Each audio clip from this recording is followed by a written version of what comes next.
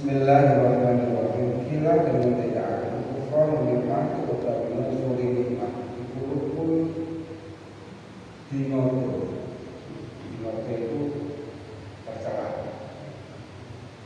Ayat ada syukri tegese ora dapat syukur dinikmati nikmat itu dalil ala karena aku masih asore awal. Ada satu hal yang disampaikan oleh Imam Nawawi bahwa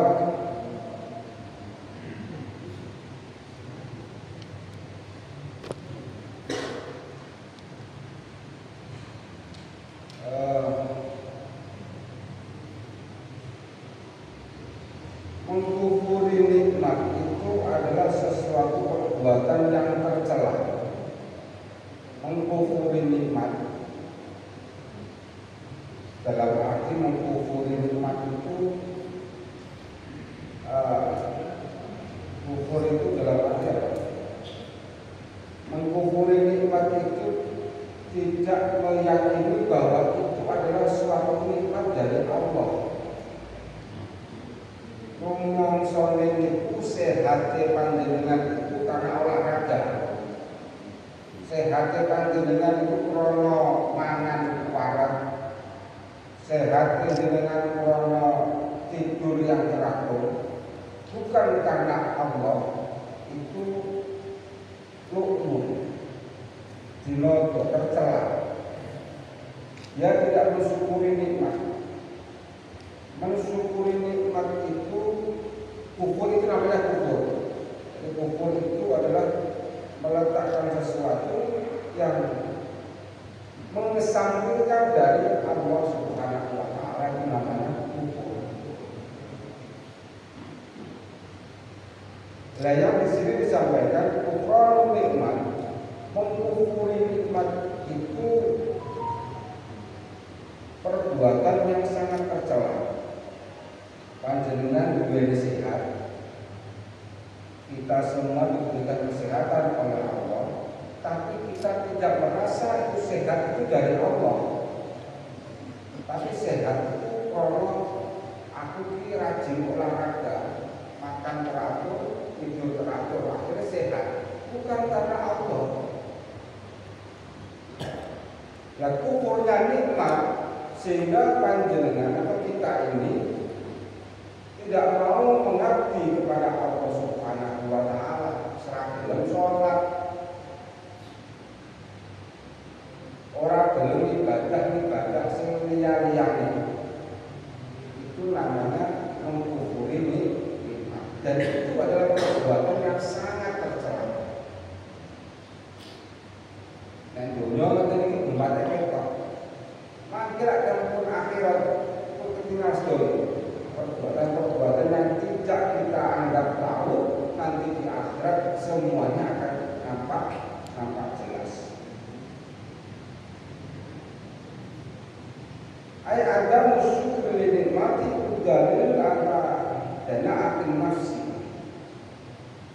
Dan orang yang menghilangkan rasa syukur, orang yang tidak mengakui syukur itu dari Allah, bahwa nikmat syukur itu harus kita laksanakan sebenarnya, dan itu tidak dilaksanakan, maka hal tersebut menjadi hina-hinanya manusia. Wong sak ino-inone manusia, sehina-hinanya manusia itu yang tidak bersyukur kepada nikmat.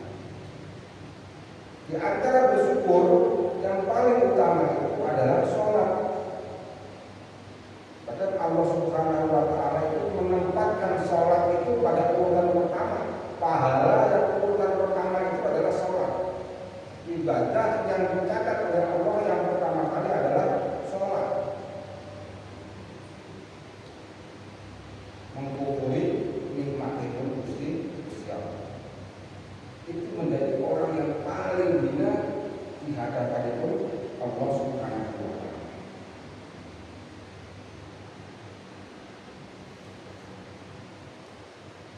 Allah berfirman, la in syakartum la azidannakum. Kalau kamu bersyukur,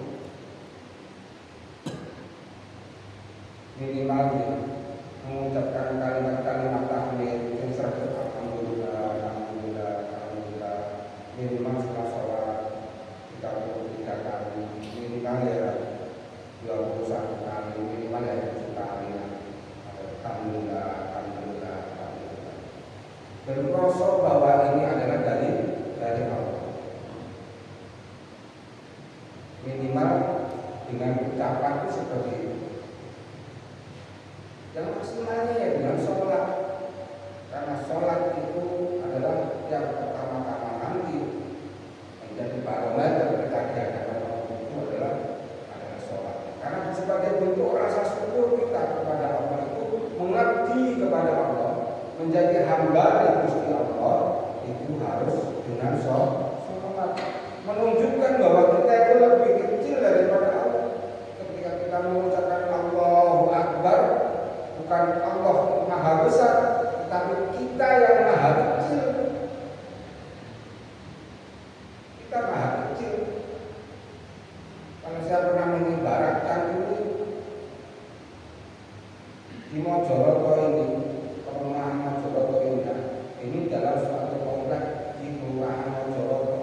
Kelurahan Mojoroto ini ada di suatu kompleknya satu kecamatan di Kota Kediri.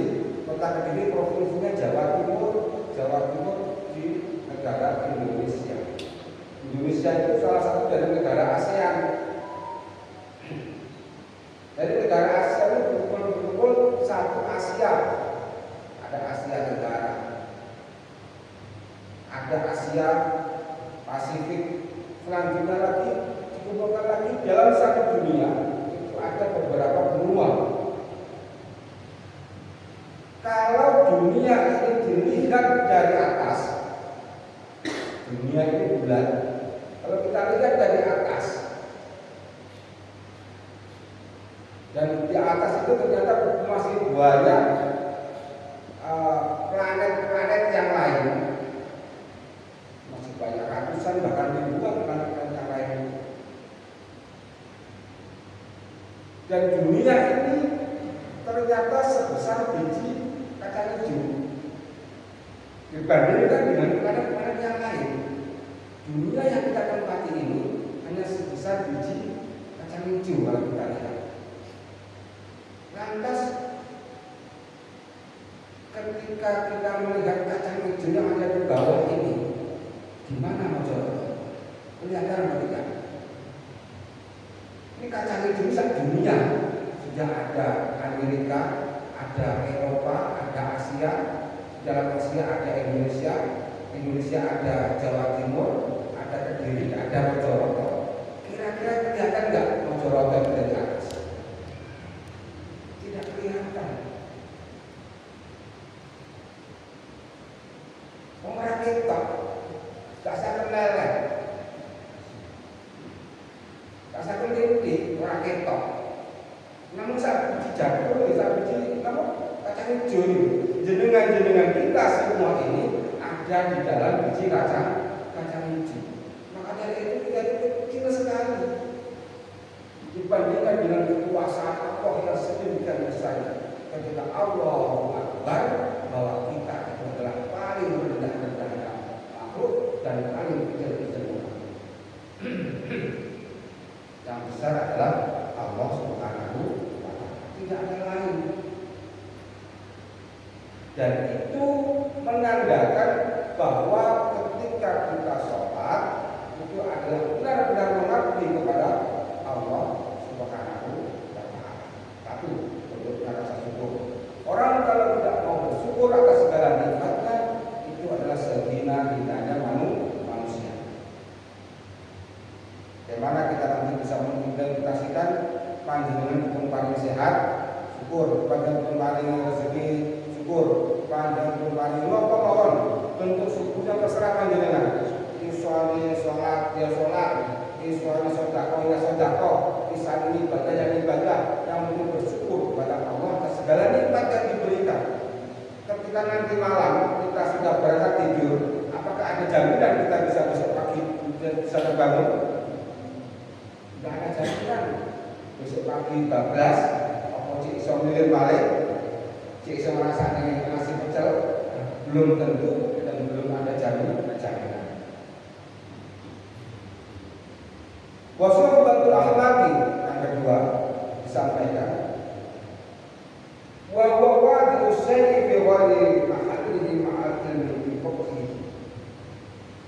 Usumun wasubatul akhlaqi usumun. berteman dengan orang yang tolol, bodoh, itu adalah termasuk perbuatan yang menghinakan kepada diri kita sendiri. Berteman dengan orang yang tolol, orang yang bodoh.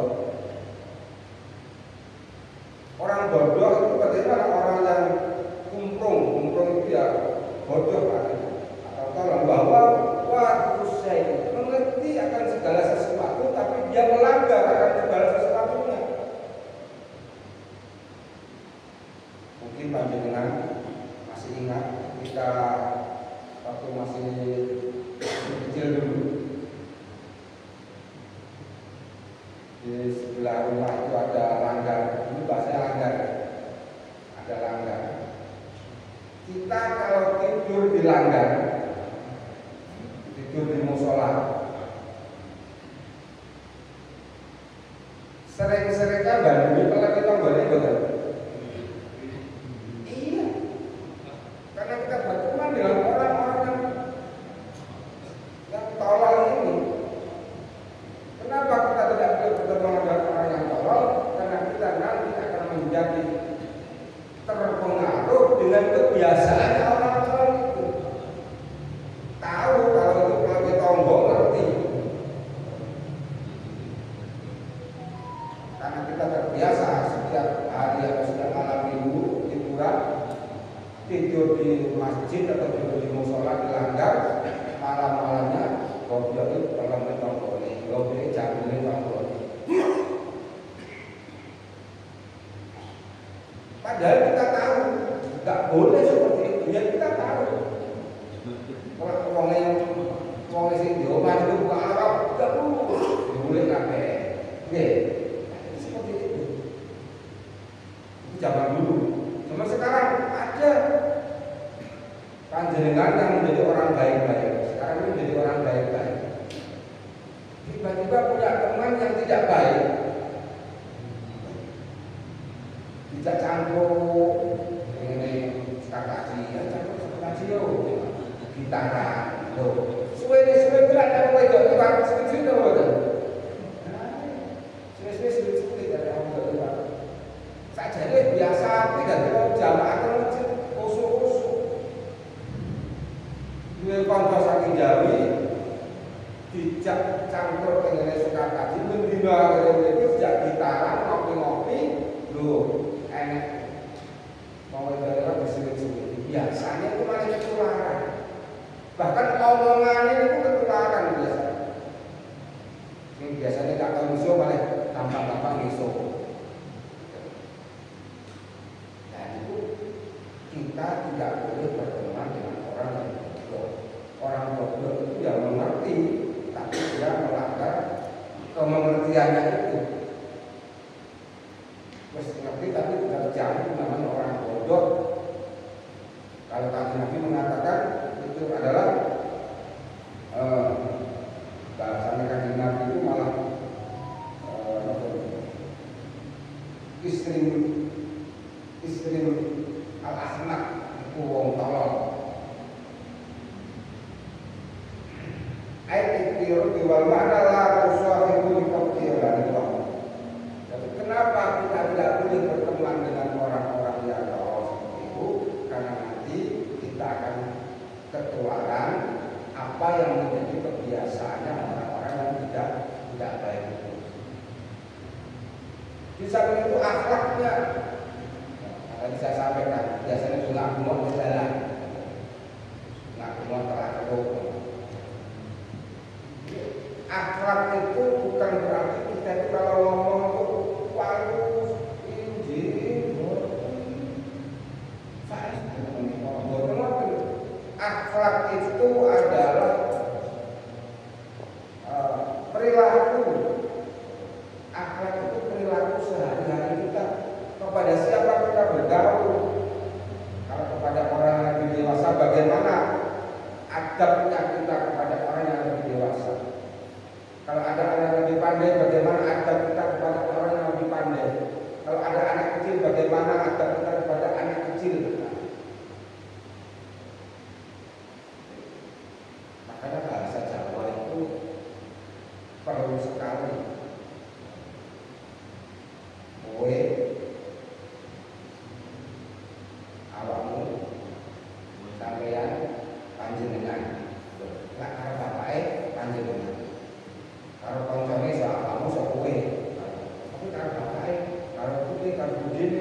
benar.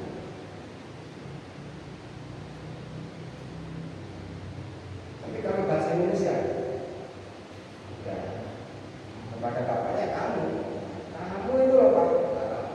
Ini kalau bahasa Indonesia seperti itu. Jadi nggak ada adab-adabnya pada bahasa Indonesia. Bapaknya di kamu, ibu di kamu. Ini ada kromo itu penting sekali. Maka dari itu kita kok tidak boleh berteman dengan orang yang kumpul seperti itu, atau kita yang bodoh. Bukannya tidak boleh, tetapi kita juga harus menjauhi dan menghindari supaya kita tidak ketularan bodohnya. Terus asalnya yang pintar, yang berpendidikan, ketemu karo wong kuwi malah ngomong cakep-cakep lagi. Perbuatannya ngoten niku gampang-gampang ngepek kalau metode dan sebagainya. Waruya Ibnu Umar itu adalah putranya Sayyidina Umar bin Khattab. Di Umar bin Khattab itu jawara, pendekar. Nabi dulu selalu berdoa, ya Allah, seandainya umat Islam itu ada orang preman seperti Umar bin Khattab, ini ngalah-ngalahin ketua BRIN,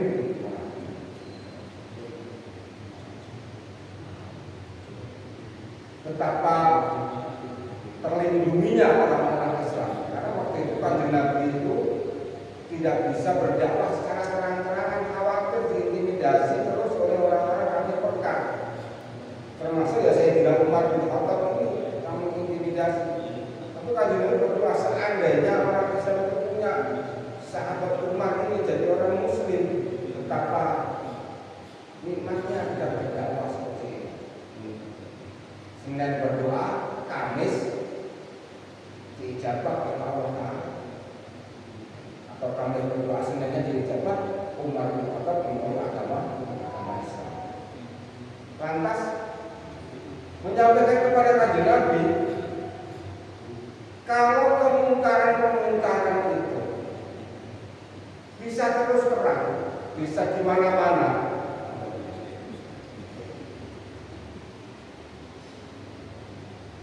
hal-hal yang membuat kita menjadikan sesuatu yang berdosa itu ada di mana-mana. Dan kenapa kita yang baik-baik ini kok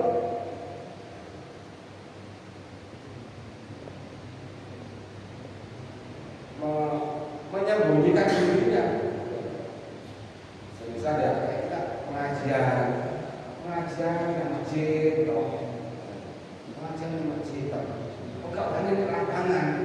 Padahal yang orang dangdutan di lapangan ada wani kok. Pengajian kok gak wani di lapangan ini nyapong.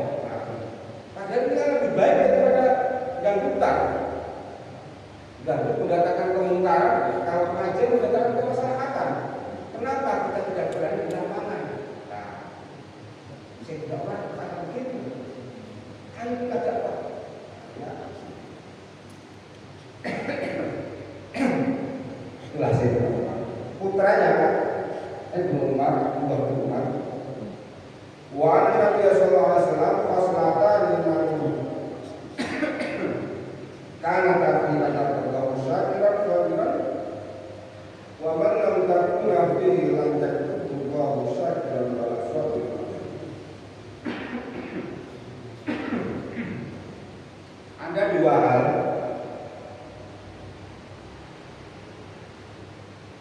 yang Allah mencatatnya sebagai hamba-hamba yang bersyukur dan menjadi hamba-hamba yang sabar. Wa man lam takuna fi lam yaktubullahu syakiran wala sabiran. Dan ada dua hal pula yang Allah tidak mencatat hamba-hambanya sebagai hamba yang bersyukur dan hamba yang tidak pernah bersabar. Man nadhara fi dini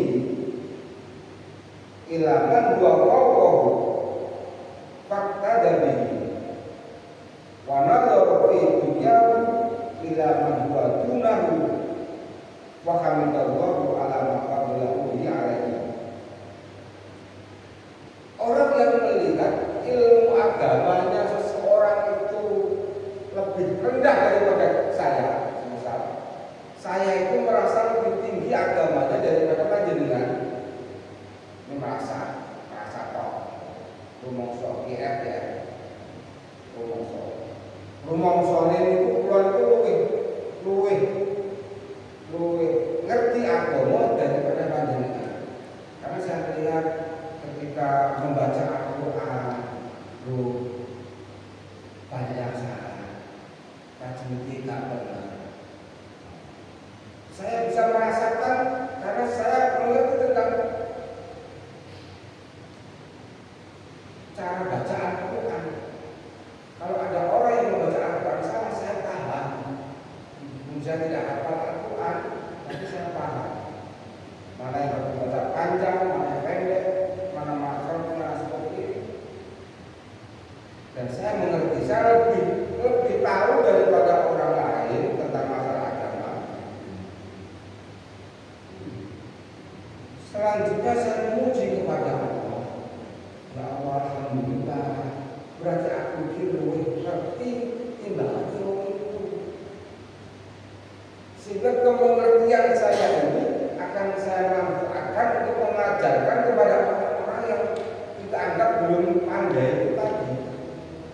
Sebagai bentuk rasa syukurnya, misal kayak hukuman ta'alamat atau alamahum, saat-saat wong sing ngamal Al-Quran dan orang yang manta alamat Al-Quran, wong sing belajar Al-Quran, karo wong sing ngamal Al-Quran. Mungkin orang diamal ngerti ilmu tajwid, tapi atau belum mulai Al-Quran, ya sama saja.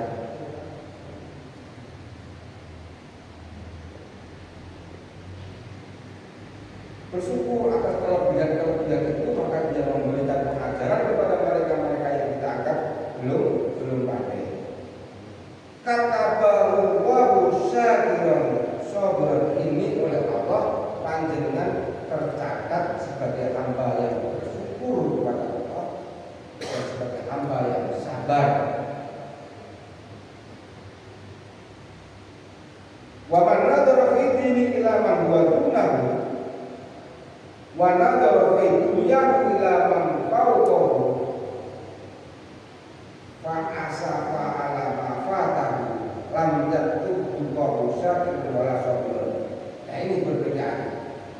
Kalau kita melihat tentang duniawi, yang kita melihat orang lain itu lebih kaya daripada kita.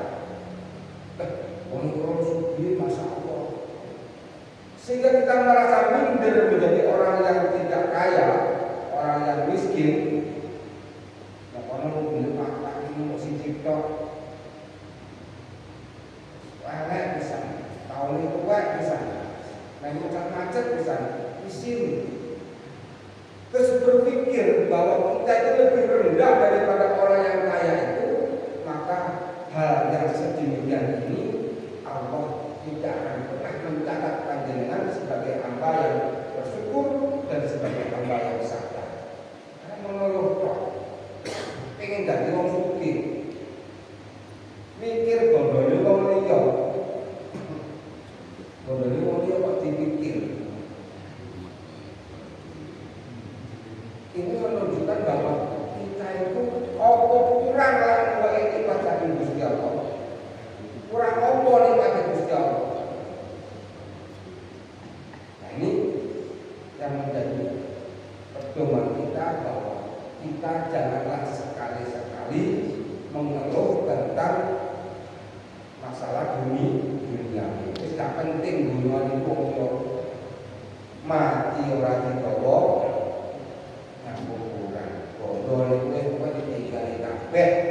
Mati bahwa amal kita ibadah. Mugi-mugi kita semua terhadap Allah sebagai hamba-hamba yang selalu bersyukur dan sebagai hamba yang bersabar. Dan juga Allah wali syafaat Rasulullah ila hadirin Nabi Mustafa Muhammadin sallallahu alaihi wasallam wa alihi wa ashabihi wa tabi'in tabi'in bi ila yaumiddin summa ila abaina wa ummahatina wa asdatina wa jaddadina wa akhwalina wa